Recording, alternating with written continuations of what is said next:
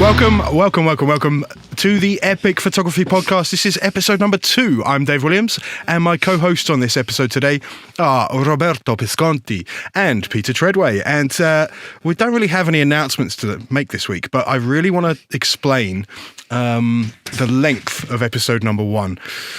So, if you've read everything on social media, and if you listen to the very start of the podcast, I explained that there are 11 hosts and we are spread throughout the globe. We're on different continents and different time zones. We're using different devices. And the whole point of episode number 1 was to introduce each and every one of those 11 hosts, which was incredibly hard work. Pisco had the job of editing everything together, and we decided for episode number 1, we're just going to cut the video, put it all together and put it out, just so you can meet us. From here on, we're all about video. We're going to show you our beautiful faces in Technicolor on YouTube, and you can listen to us wherever you find your podcasts. And so, we really are going to be epic. This is the Epic Photography Podcast. Isn't that right, Pisco? Yes, this is the one. This is the one. Wait. This is the 2. This is number 2. And while we're saying hello to Pisco, I want to practice. I want to try something out. I've been working on this. Yeah. Oh, here we go. Buongiorno, benvenuti ad la podcast del Gruppo Epico numero 2. No? Yeah, it sounds a little bit when a French trying to speak Spanish. You know what's really sad about it is that I can tell Dave has really practiced at that, and it still sounded awful. Damn, did it not work? What should I have said, Pisco? Yeah, I'm try. Salve a tutti e benvenuti al secondo episodio del post epico sulla fotografia. Io sono Roberto Pisco Pisconti e con me dall'altra parte della manica c'è Dave Williams. Hello. E Peter Treadway. Benvenuti. Come si va? Come state? Good, I'm good, thank you. How are you? I'm good, mate. Yeah. Okay. Oh, Did you see know, I'll change my voice when I speak Italian. It was like you're on Italian radio. English. So, I'm not being funny, but that did sound exactly like what I said. Yeah, sure. It's the same. I said word for word. Word for word. Word for word. Yes. Well, I must say I'm impressed. Even though that is just literally the language you've been speaking since birth, I am impressed. So, let's get on with today's episode. Today, we want to talk to you about social media, and more specifically, we want to speak to you about the algorithms or the engines that drive social media and how we, as photographers and creatives, can take advantage of them. And I don't know whether to say we want to work with them or we want to beat them and defeat them, but these algorithms are here, and we know they exist, and we need to take advantage of how they work. Peter, you've started a TikTok channel and it's going pretty well, and you're learning all about how everything works in TikTok in the process. Do you think we need to beat it or work with it? How does that go? Yeah, so actually, I think it's a bit of both, but also we need to understand it for 2022, because the algorithm across all social media and all platforms has changed significantly over the years.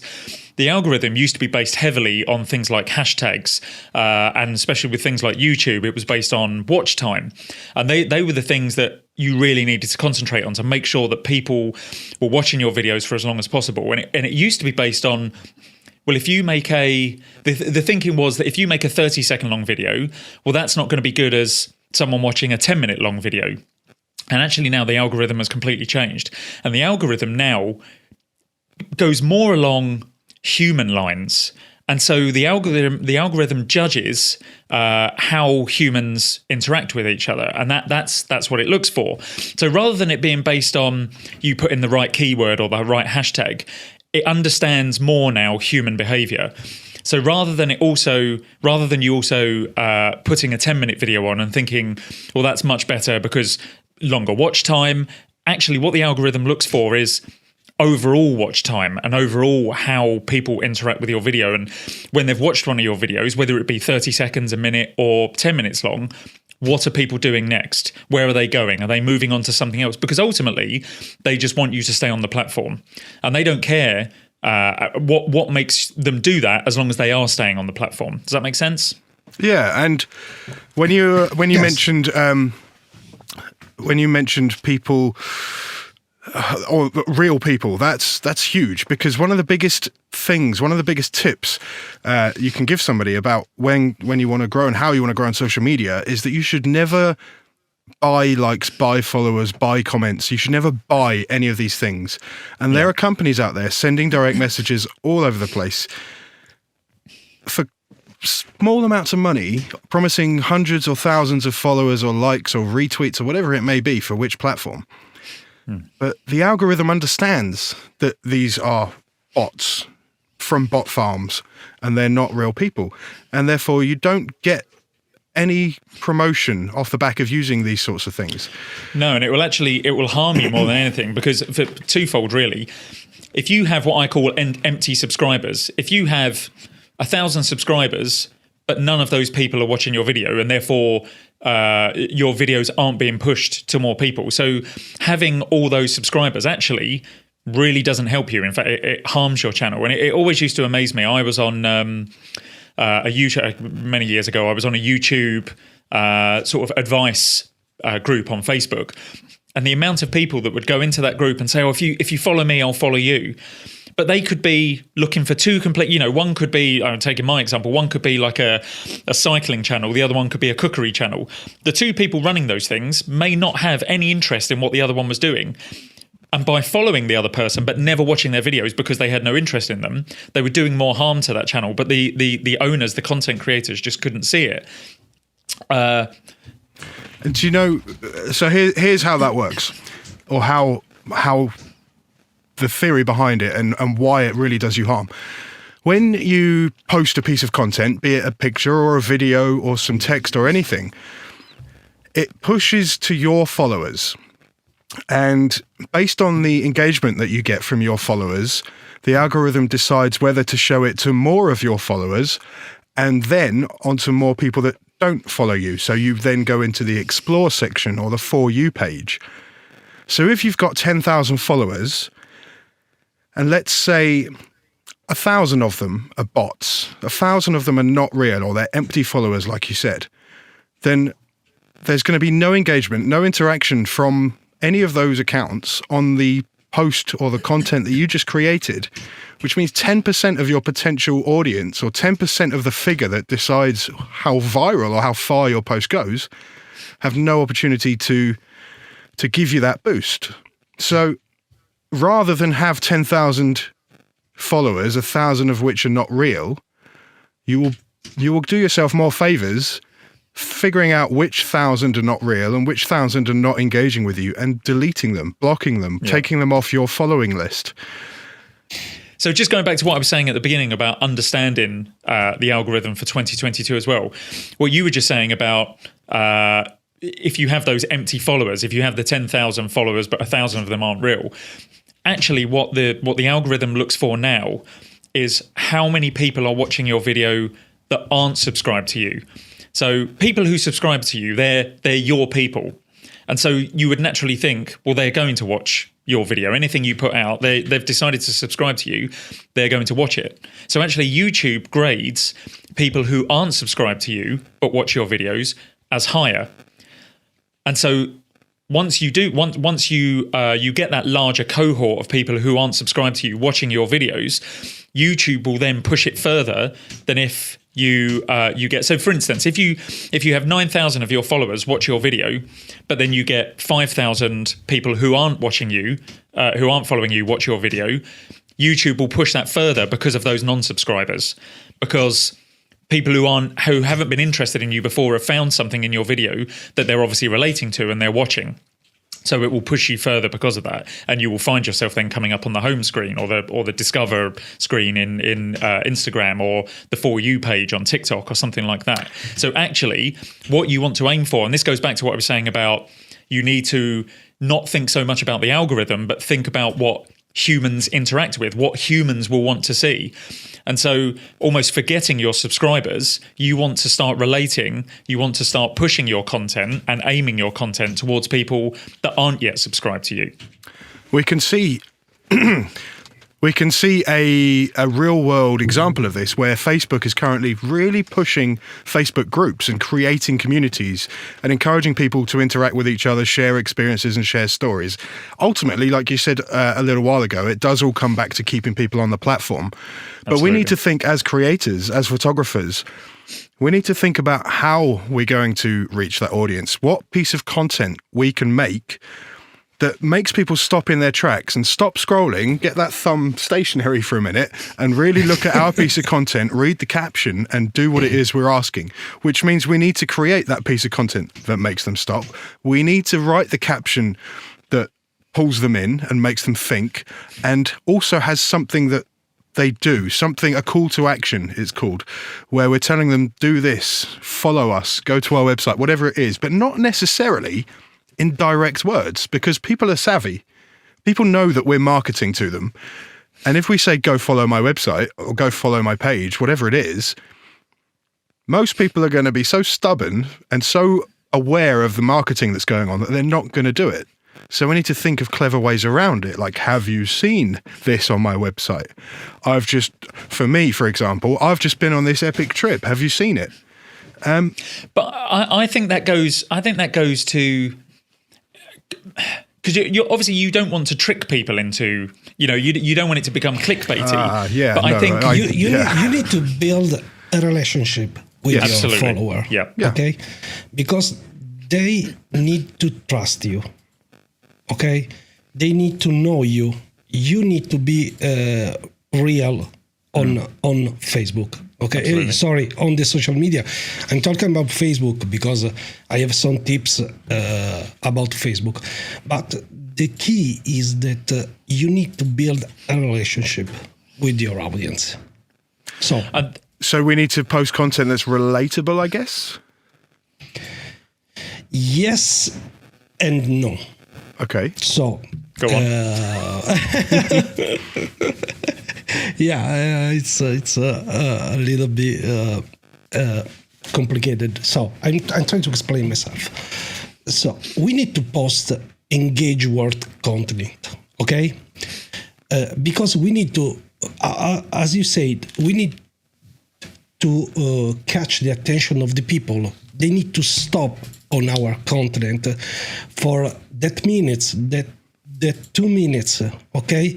So that Facebook can understand that we have something that worked. And in this way, Facebook can show our post to many other people, okay? We need to, but how we do this? So, you said before, we need that the people interact with you, with our content.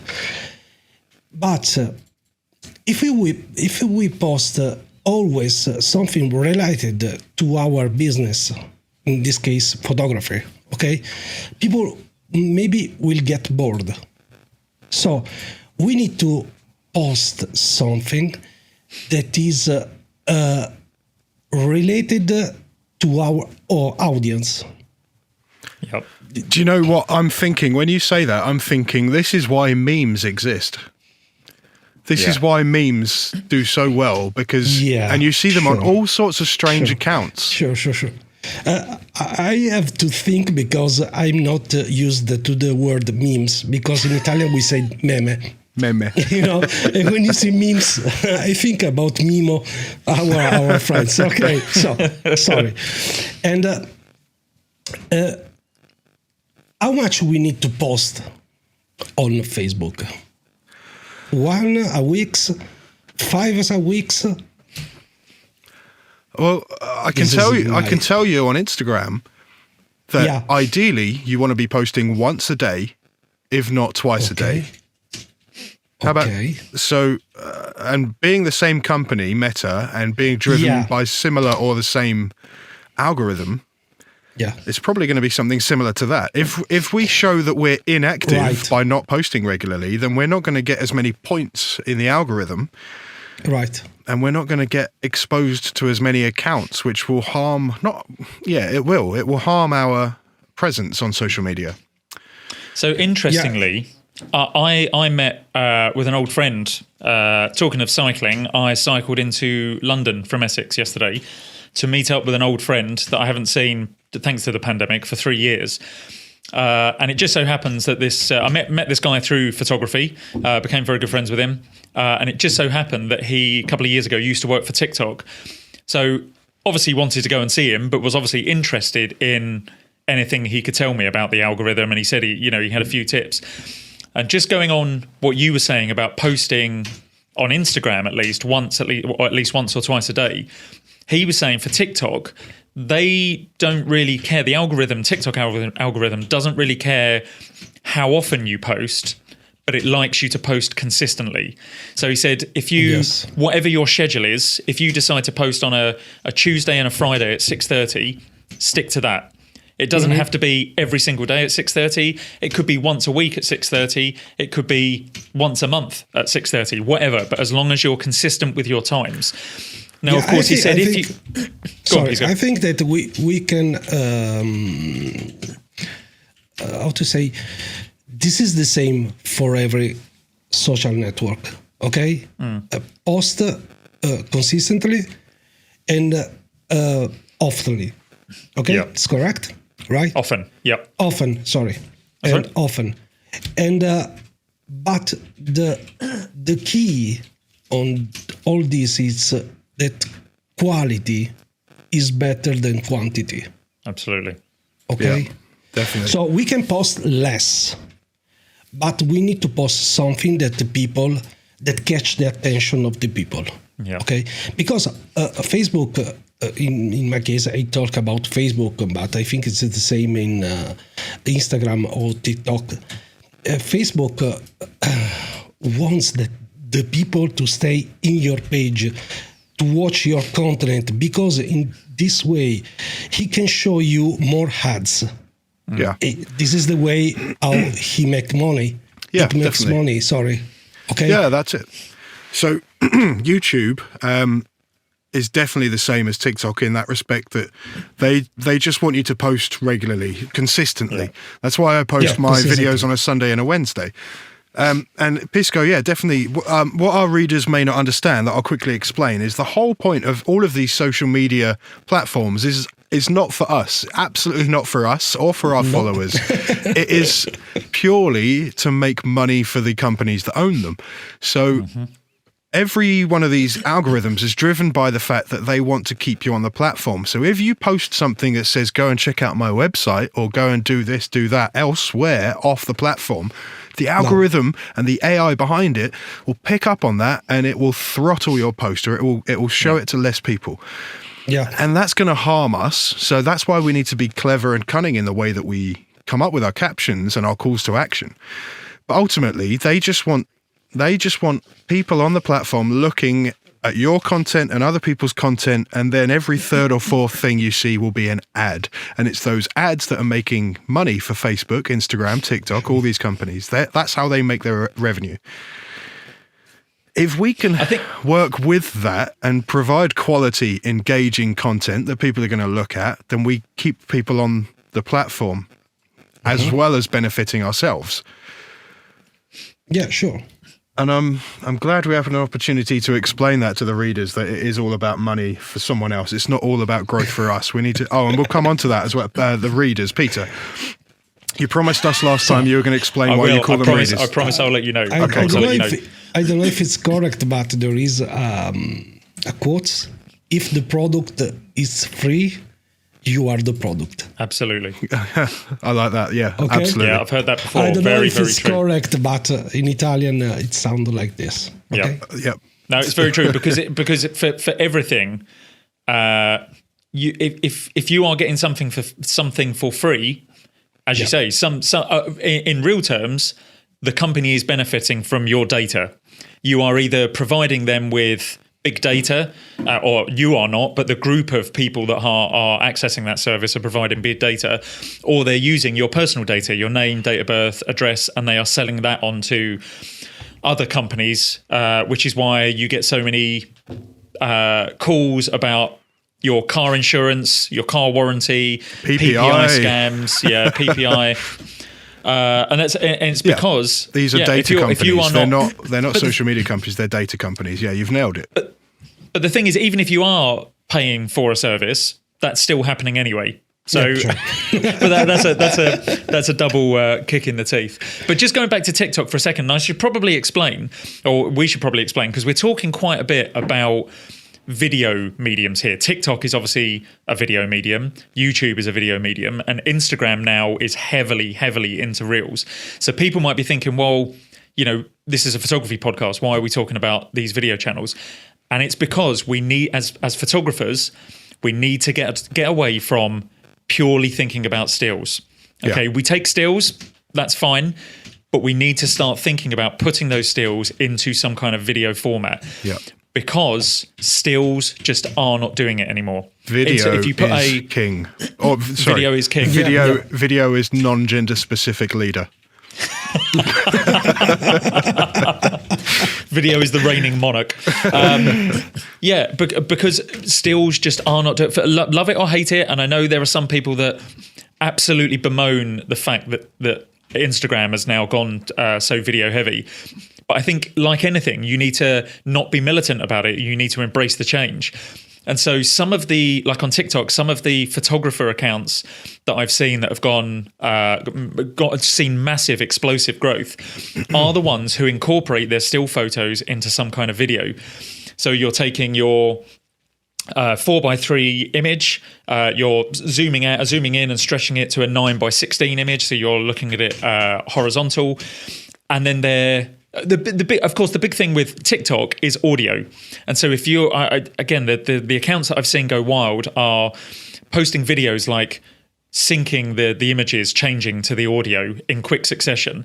And they're incredible images, don't get me wrong. You still need to have the expertise to take a great image before you make these videos. But they're just going crazy. And also other ones I've seen are photographers who are just approaching people in the street and asking to take their portrait. Interestingly, just for a second, quite interestingly, here's the thing. This guy I know owns a hotel complex in Norway. His name, in fact, I don't know whether I should say his name. But anyway, so he owns a hotel complex in Norway, and he was approached by the big guy, the big shot one of these photographers, the one that started it all, that goes around saying, "Hey, I'm a photographer," that guy. He exposed the hotel to the world through his account. So my friend Ola, sorry, I said his name. So my friend Ola then got everything out there. But similarly, this photographer's account grew because Ola then shared it with all of his friends, all of his followers. So it's a method of growth, that little technique that guy's got, because he's going and finding one person, and then this one person may have a network of 1,000 followers, and he shares the content the photographer makes, and the photographer therefore gets a share of those 1,000 followers into their account. Yep. So it's there's a sneaky little thing going on there. It's like a double win, where you've got yourself some photos, you've got yourself some content, but you've also got yourself some followers. Mm-hmm. Yep. Pretty sneaky. But the other thing to consider. Oh, sorry, go on. I was going to say, going back to video and video being king on Instagram, when that started to happen, there were all kinds of tips floating around online about how to do it, like take a video and turn it into a movie file. Take a photo and turn it into a movie file. So it's a still image, but the file itself is a video. Right. So it was a way of having a still picture working for the algorithm. But then that was about the same time that Plotograph became such a big hit, where they were literally making images move. Obviously, yeah. Whatever happened to Plotograph? I'm sure they're still going. I know Eric's pretty good friends with the guy that made it, so maybe we'll ask Eric one day. Because I remember, because it was an amazing piece of software, and I remember because you and I, Dave, were in Vegas, if you recall, at Photoshop World, and we went to do an interview with Levi Sim. Yeah, and in the room or in the next room to us was. Is it David Ploter? The guy that owned the company? I don't know. I'm sure it was David Ploto, but anyway, he was demoing it to one of the other guys that Levi was working with. Rich Harrington, I think, wasn't he? It was Rich Harrington, yeah. And I remember kind of just looking over his shoulder as he was demoing it, and it was incredible software. So yeah, it's you don't really see it that much anymore, which is a shame. But it was maybe it was a gimmick. I don't know. It was cool. It was really good. Yeah, I did it some of them, but with After Effects. Okay. It was a little bit more complicated. And that's the thing. I think Plotograph made After Effects accessible to everyone effectively, because I've tried After Effects and it is a terribly difficult program to get your head around. I guess it's no different. I say that and then I hear people say, "Oh, Photoshop's really difficult," and I'm like, yeah, it's once you get your head around it. But it's like anything, isn't it? Rocket science is only rocket science if you're not a rocket scientist. Listen, the thing says, if you want to use for simple things, everything is simple, okay? Yeah, like After Effects, like Photoshop.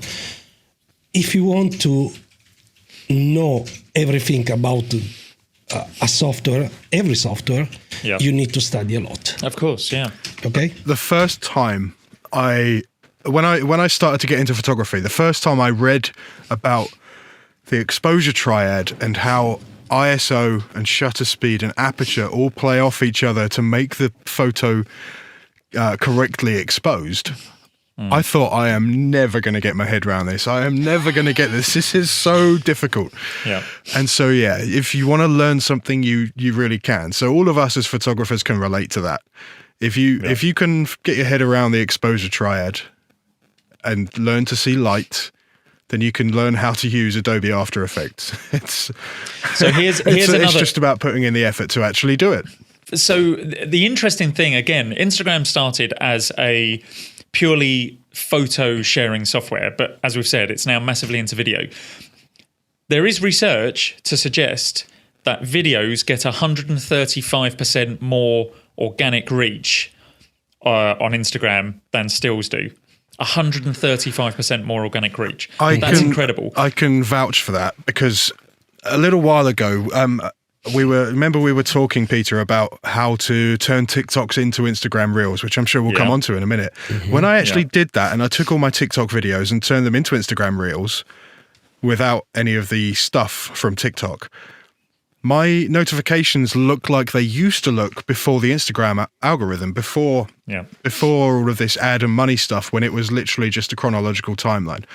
I was suddenly getting hundreds and thousands of likes and views and comments and new followers just by posting video. But interestingly, when you ask the people, they say they don't want it. I did a story. So I've got 37,000 followers on Instagram. I did a story saying, what do you want to see in my feed, photo or video, as a poll? And it was 92% photo to 8% video, right? But these videos are clearly being watched, clearly being engaged with, interacted with, and growing my account like it used to grow. Yeah. So yes, it is all about the video and the reels. No matter what people say, whether they want it or not, people are voting with their feet. Because your fan base is made about photographer. Yeah. And they want to see more picture. Yeah. Okay. Yeah. But you can engage a lot more people with video. Right. Okay. And if you show how in video, how do you take a picture? Maybe this is the way. So some behind the scene. Okay. Yeah, behind the scenes is really behind the scenes is popular. It's huge because people. And another thing. It's not huge for your business, but we'll come back to that. Yeah. Another thing. You asked a simple question: photo or video? And this is a way to engage more people. Yeah. Post simple questions. Yeah. And take advantage of the things in the app. Yeah. Not something like, what do you think about this landscape? Because the people get bored soon. I don't want to answer. They are on the social media just to relax. Yeah. Okay. So if you post something simple, the people feel more engaged, feel more, how to say, they want to answer to your questions. Yeah. Okay, but simple questions is another thing that you need to use to engage people. So you said behind the scenes, and that's actually. I'm going to California in 1 month specifically to talk to a group of designers about showing behind the scenes because it is that powerful. But let me tell you something. It's mostly powerful for growing your social media presence and less powerful for growing actual customers or actual clients, although there is some power there. The thing about growing your audience is because we photographers want to see how other photographers work, showing your behind the scenes will give you more traction and get you more followers because you're showing your friends essentially how you do things so that they can learn from you, how they can change what they do. So we're learning from one another. But in terms of growing your business, it's mostly useful for people like wedding photographers and portrait photographers because showing your behind the scenes allows them to get to know you better, to buy into you as a person, to decide that they want you to be the person to shoot their wedding or to shoot their portrait because they can see how everything works. It makes them more comfortable if they weren't so comfortable before with the whole process. And we learned that, Peter, when we shot weddings together, we learned that it's all about buying into the person rather than necessarily the pictures. We would go to consultations, and of course the couple would, be interviewing, if for want of a better phrase, 2, 3, possibly 4 photographers. And a lot of times couples would come back to us and say, look, actually, you're not the cheapest photographers we saw. And you're actually a little bit out of our budget, but we really bought into you guys. We really like the vibe. We got on with you. We like the way that you guys work together. And so, as you say, people buy into people. And it goes back to what Pisco was saying earlier. You need to be genuine. And if you are a genuine person, people will see that and they'll respond to it and they'll buy into it. And that you need genuine to be Italian. Well, I suppose that probably does help, actually. Yeah. Speaking of being genuine, that relates to being consistent because when you post to Instagram, TikTok, people follow you because they know what they're going to get, what to expect. The exact content is going to be different every time, obviously, but the style remains throughout, and that's what gets you a following on these platforms. It's this consistency. It's also what helps if you want to be an Instagram influencer or a TikTok influencer or whatever. It's this consistency that's going to help you do that because people know what they're going to get when they follow you. But let's we're gonna run out of time shortly, so let's just quickly talk about how to actually put together these videos, because as we said, video is king, and how to use other things on there. So before I hand off to Peter, who's now a TikTok expert, I just want to quickly say, when you post anything on Facebook or Instagram or anywhere where the option exists to geotag, please do geotag. One of the methods of searching, and therefore of somebody else finding your work, is by searching a location. So if you put a location on your post, on your content, then people will be able to find you when they search that location. If you don't, you're restricting your audience. And then that also relates to hashtags. The hashtags are a method of categorizing or cataloging our work, showing what the content is and where perhaps the photo was taken. If there's a specific hashtag for a brand, perhaps our camera brand, then we should use those hashtags, but we shouldn't overuse them. You can use up to 30 on Instagram, but I'd suggest perhaps 5 to 15 is about right. Is that similar advice for TikTok, Peter? No, actually, the hashtags. So with TikTok, you have very, very few characters. It's almost like the old days of Twitter. You have very few hashtags, very few characters to use, and so your caption and hashtags all have to go within the top comment section. And I think you've only got about 180 characters, I want to say. So you really have to be quite short with your captions and hashtags. So a couple of quick tips. When you were speaking earlier, Dave, about cross-posting between platforms, which if you can do it is fantastic, because obviously you're using the same video across multiple platforms. You are saving yourself time, which gives you more time to then focus on other things. The big thing, though, about sharing from TikTok to Instagram really doesn't like TikTok. And so you'll notice when you ever watch a TikTok video that someone sent you, or you download one yourself, you'll see that it will have on the left-hand side, first of all, the TikTok logo. It will then go down to the bottom right-hand corner.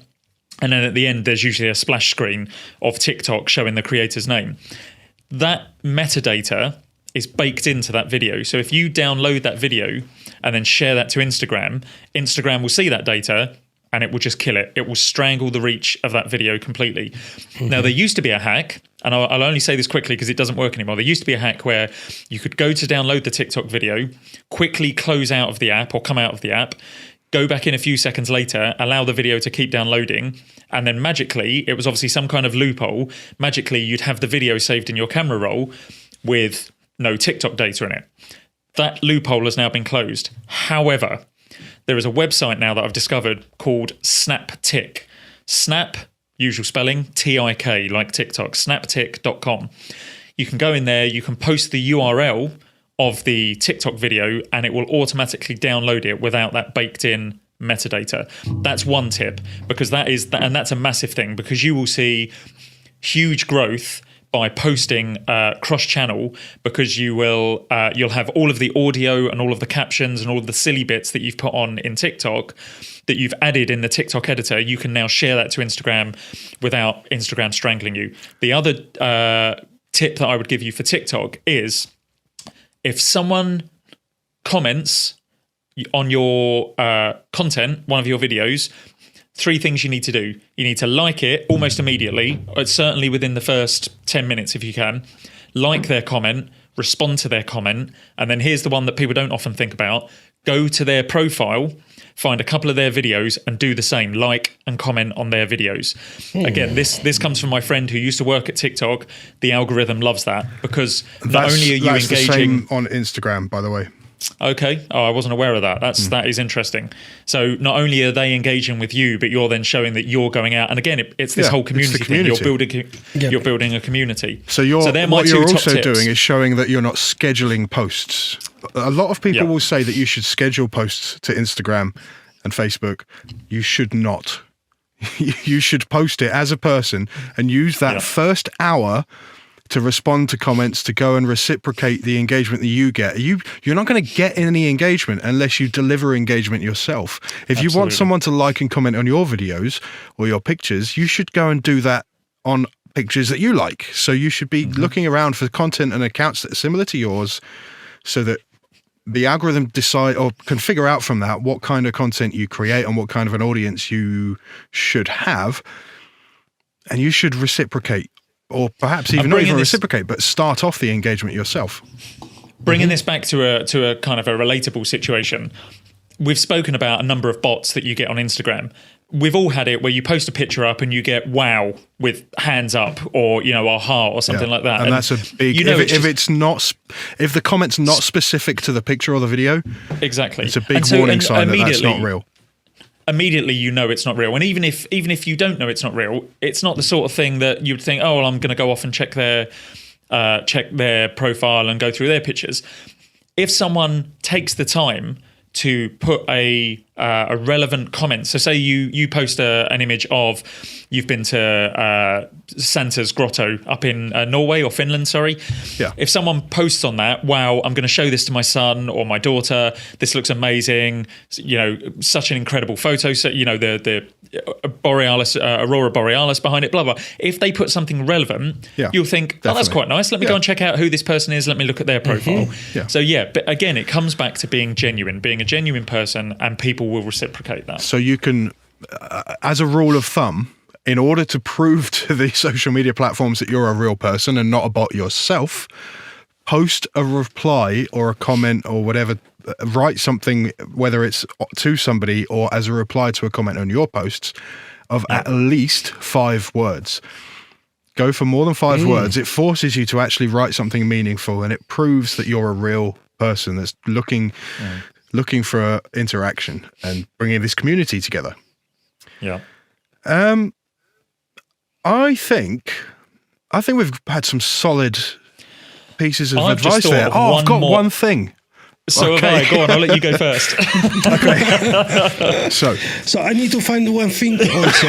Wait. Go looking. Search the memory bank. What you were saying about taking TikToks and turning them into Instagram Reels or YouTube Shorts is interesting, but there's a line of thought that says that you shouldn't do that. You should create specific content for each channel or each platform that you have. You shouldn't take something from one platform and put it onto another. And there are 2 reasons for this. Firstly, people go on Facebook for the community that we've discussed. People go onto Instagram for the visual content that we've discussed. They go onto TikTok for the videos. They go onto YouTube for longer videos and educational, funny YouTube shorts. Each platform, even Twitter. Twitter's all about discussion. Each platform serves a different purpose, so we shouldn't take the same piece of content and replicate it across all our channels. And the other reason, as well as it being content specific and serving a different purpose on each platform, is that our followers, we want one person to follow us on every platform. So if we deliver them something unique on each platform, then they're getting some value from us and they're going to interact with us, they're going to engage with us, they're going to drive the algorithms for us, and they're going to feel like they want to follow us on each platform. Whereas if we take a TikTok and put it on Facebook Reels, Instagram Reels, and YouTube Shorts, if they've already seen that video or that piece of content on one platform, they don't need to see it on 3 or 4 others. And so they're going to be inclined to unfollow us on 3 or 4 platforms and only follow us on one, because we're only delivering one piece of content. We're just delivering it in different places. That makes sense? So we want to give them something unique on each platform that works for that platform. Does that add up? Yes. Cool. Peter, what was it you were going to say? So the big thing is looped videos. And by that, I mean, if you can make the end of one of your videos come around and loop up to the beginning of it, it will increase the amount of times that it's watched, which will tell the algorithm or inform the algorithm that people are watching it more than once, and they're obviously finding something relatable in it and something that they want to watch again and again.